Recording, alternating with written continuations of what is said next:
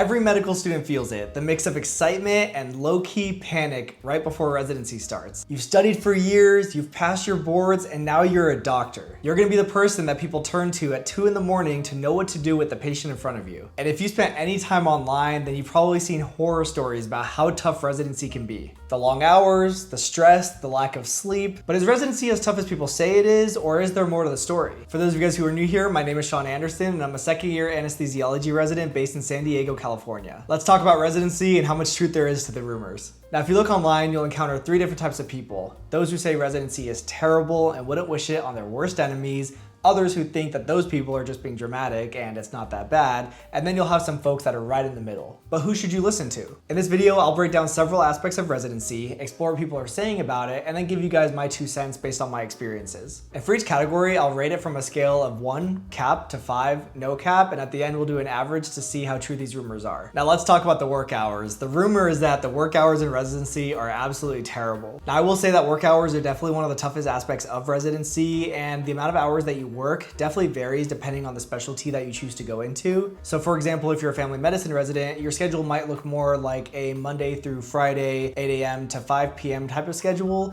But if you are, say, a surgery resident, your days might start at 4:30 in the morning and go all the way until like 9 o'clock at night. And you'll also be expected to do a bunch of call shifts, 24-hour in-house shifts, all that kind of stuff. It'll also depend on your program and the specific patient demographics and volume that your hospitals get. So for example, big academic centers, say in California, are gonna be more demanding than if you do residency at a smaller community or rural program. Now I've had various experiences with work hours so far in residency. My intern year was a transitional year in Las Vegas, Nevada at a community hospital. So my hours varied depending on the setting that I was in. So for example, my months in the ICU, I was working 6 days a week, 12-hour days, so anywhere from 72 to 80 hours a week. But then I had some rotations like outpatient endocrinology where I was working closer to like 40 to 45 hours per week, which was very, very nice. Now that I'm going to my anesthesiology training, my schedule has been a little bit rough. My days typically start around 4:30 in the morning, and by the time I'm done with cases for the day and reviewing my patients for the next day,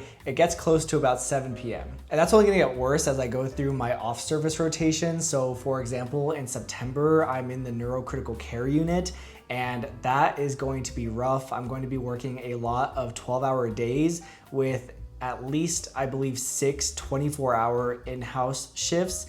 And so that month is gonna be pretty cheeks. Another thing you have to consider is that because we're still in training, we're doing a lot of studying outside the hospital. And this is time that is not factored into our actual work schedule. So after a long day of working in the OR, I'm still expected to come home and read on the cases for the next day, as well as do some studying for my board exams. And that is very hard to do. Imagine having to come home and study after working 12, 14 hours. Personally, I've been trying to do anywhere from 5 to 20 practice questions per day. And I'm currently preparing for my anesthesia basic exam utilizing Board Vitals, which I actually use for step 3. And Board Vitals is actually the sponsor of this video. Board Vitals offers thousands of high quality practice questions with detailed explanations, all curated by experts. I loved using Board Vitals for step 3, and I really wish that I had them for steps 1 and 2, but I'm very glad that I'm using them for my anesthesia boards. By far, the most useful feature has been the ability to stratify questions by easy, medium, and hard. It's perfect for someone like me who is just starting their anesthesiology training and is still getting a hang of the basics.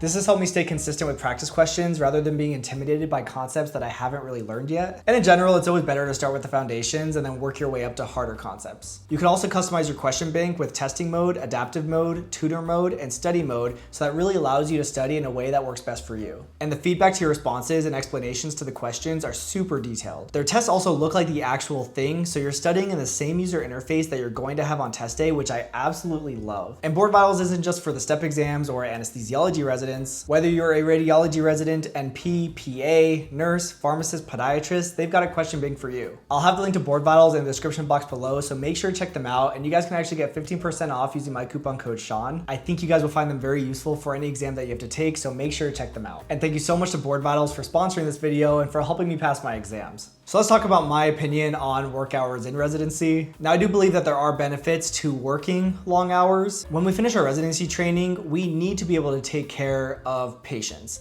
And really one of the only ways to do that is by getting as much experience as you can throughout your residency training. If we only worked 40 hours a week, we probably wouldn't get enough experience in residency. But are the current work hours necessary to produce competent physicians? Probably not. It's probably still a bit much, and honestly, work hours have improved over the last few decades. Most programs have a cap of 80 hours per week, which was fought for very hard by many generations of residents, but I will say that a lot of residents still break that cap. So I think it's about balance. We do need to get enough experience in residency, but you also don't want to burn your residents out because there just becomes a threshold where working more doesn't make you a better physician. So in terms of the score for work hours, I would give it a 5, no cap, because the hours are pretty long.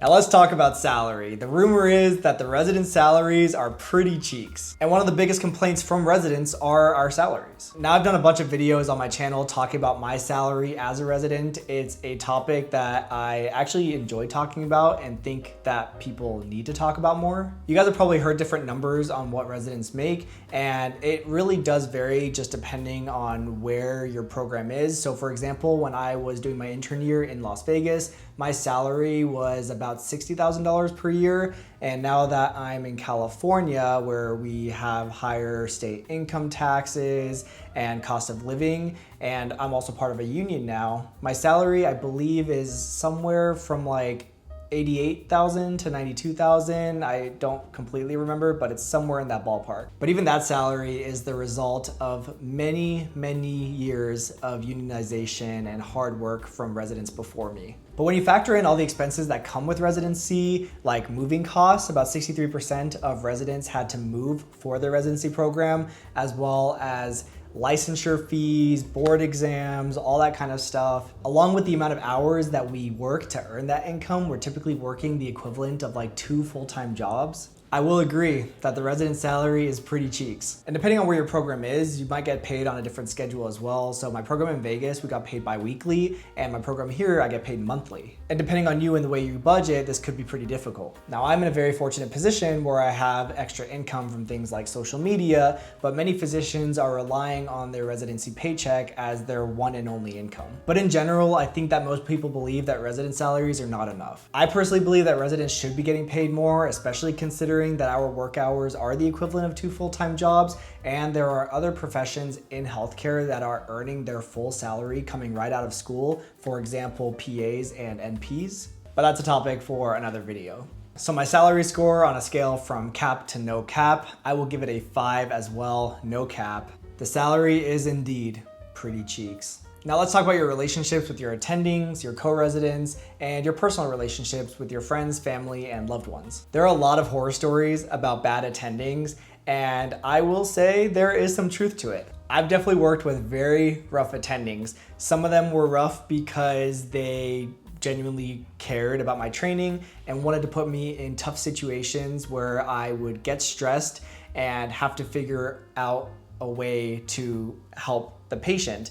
And ultimately that was just because, again, they wanted what was best for me in my training. And so that one day when I'm on my own as an attending, I have been in those difficult positions and will know what to do. I would say that those attendings are tough, but not malicious. However, you have attendings that are just rough and mean and definitely malicious. And I've worked with some that have not only made me feel stupid, but have made me feel that like my personal character was also inadequate. And I think that's not an uncommon experience for a lot of residents.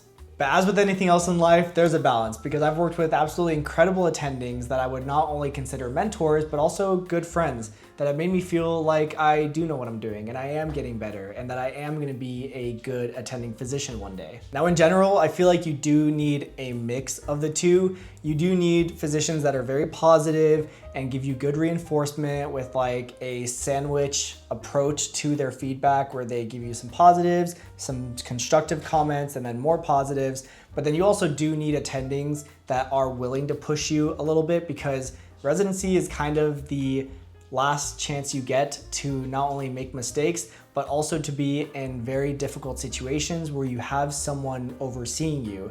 And so the best time to be in tough situations and to be tested and to have your limits pushed is in residency. And I've worked with attendings that initially came off as tough or mean, and looking back, they weren't malicious. They just wanted me to get the best training possible and wanted me to really be able to handle the pressure. You really also just get the attendings that are just mean because they're mean and maybe are unhappy with the path they chose in life, and you really can't control that, and the best thing you can do is just not let it affect you. Now, when it comes to your co-residents, your relationships there can also vary. A lot of the times your co-residents end up being the people that you grow the closest with because they are going through the exact same thing that you are. So you end up commiserating about your experiences, you go through a little bit of trauma bonding, and I think a lot of people end up becoming lifelong friends with their co-residents. But as with any other job or social circle, if you spend a lot of time with particular people, you're bound to have some sort of drama. Now, I've had overall very good relationships with my co-residents. My intern year was a lot of fun, and I missed my co-residents from there a lot.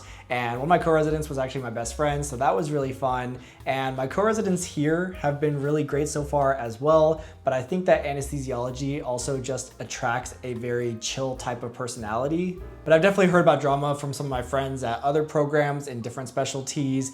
And when I was a medical student, I remember rotating on some rotations like surgery, where the residents would be talking crap about their co-residents. And so I already knew that those programs and specialties were a little bit more toxic. So to summarize, your mileage when it comes to your relationships with your co-residents can definitely vary. I encourage you to just be the most positive and fun version of yourself and someone that your co-residents would like to work with. Now, when it comes to personal relationships, a lot of people feel like these get impacted by residency as well. And that can be true, especially when you're spending more time in the hospital than you are with your family, your friends, and your loved ones. But I think this comes down to how much you prioritize those personal relationships. I think that if you really devote yourself to spending time with your loved ones outside of work, you can maintain those relationships very well, especially if they are very understanding of what you're going through. But if you shut yourself out and you cut them off, then obviously your relationships are going to suffer. So I think that is just something that you need to decide and work on